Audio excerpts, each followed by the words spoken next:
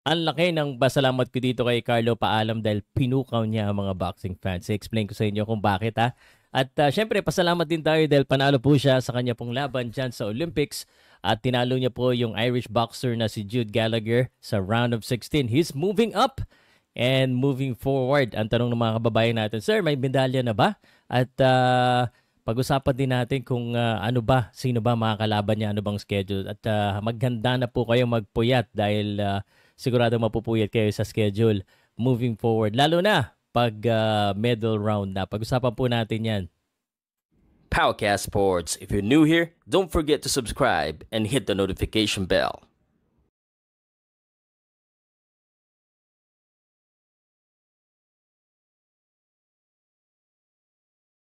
Bilang isang boxing fan dito sa Pilipinas, no, talagang inaabangan natin ang ating mga Olympian na boxer. Unfortunately, hindi na po pinalad si Yumir Marshall at actually po si Hergy ay hindi rin pinalad. Ang tatlo pa po ang ating boxer, si Paalam, si Villegas at saka si Nesty Pitesio. So may pagkakataon pa talaga at kumpiyansa akong makakuha sila ng medals, no? Pero ito pong si Carlo Paalam, isa po sa mga boxers na talaga pong high profile at inaabangan po ng karamihan. Inaasahan din na makakuha ng medal.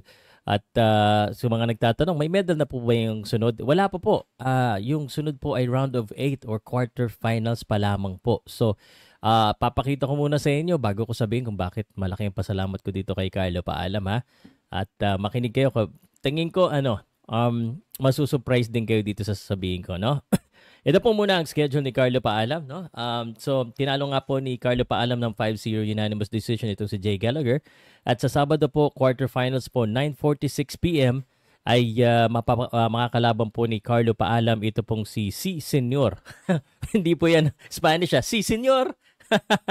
Okay, ngayon ko lang naisip yung si senior na yan. Anyway, Carlo Paalam, if sakali po magtuloy-tuloy po ang kanyang pagwawagi diyan sa Olympics, ay ito po ang kanya pong potential schedule. So ibig sabihin, August 3, and then magpapahinga siya ng ilang araw. August 9 po ang semifinals at August 11 po ang finals. So diyan pa lang, masasagot ko na po yung katanungan nyo. Round of 16, then round of 8, then round of 4, and then round of 2. Parang ganun po yan. Ibig sabihin, pag nakapasok ka po sa quarterfinals, hindi pa sure kasi magse-semifinals ka pa eh. 'Di ba? Semifinals, pag nanalo ka diyan, magpa-finals ka, pag natalo ka diyan, parang sa basketball. Para namang hindi kayo nanonood ng basketball, 'di ba?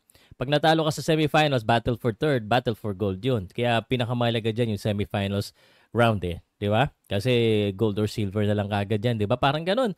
Pero sa boxing minsan may ibang setup eh. May ibang setup depende po sa uh, may minsan mayroong advance ka na kagad, may mga bye-bye diyan eh.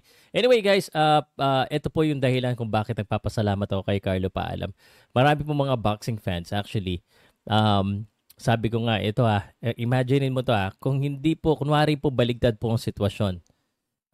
And I keep saying this because the reason why I'm doing this is gusto ko pong mapuka yung ating mga pag-iisip at appreciation po sa tunay na boxing skills. Hindi lang po yung style natin. Kasi yung style natin, we brawl, we attack and we fight. And we appreciate that. And a lot of people appreciate that because it's entertaining at talagang mukhang matapang talaga ang boksingero. Pero in this day and age, pinahuso nga ni Floyd Mayweather, which a lot of Filipinos doesn't like, but a lot of Filipinos now appreciate that. And I think Carlo Paalam has used that technique against Gallagher, no? But syempre mas maganda pa rin laro ni Carlo Paalam kasi bumabanat siya, hindi lang siya takbo, which is ganun talaga dapat. So imagine if we're using our skills, our power, and our footwork as well, talaga namang we will rule the boxing world.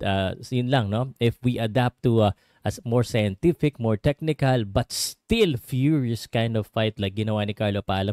Sobrang bilis ni Carlo Paalam, ang ganda ng footwork, and talagang hindi nakahabol yung mas mahaba na kalaban niya.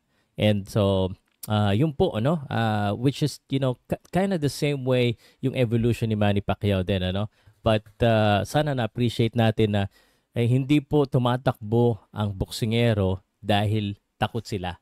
Tumatakbo sila dahil gusto nilang manalo, dahil lamang na sila, or it's part of the strategy, pati yung pagki-clinch, it's all part of the game because boxing is a sport. It's not really, hindi naman yung barbaric. Not the old days anymore. It has evolved.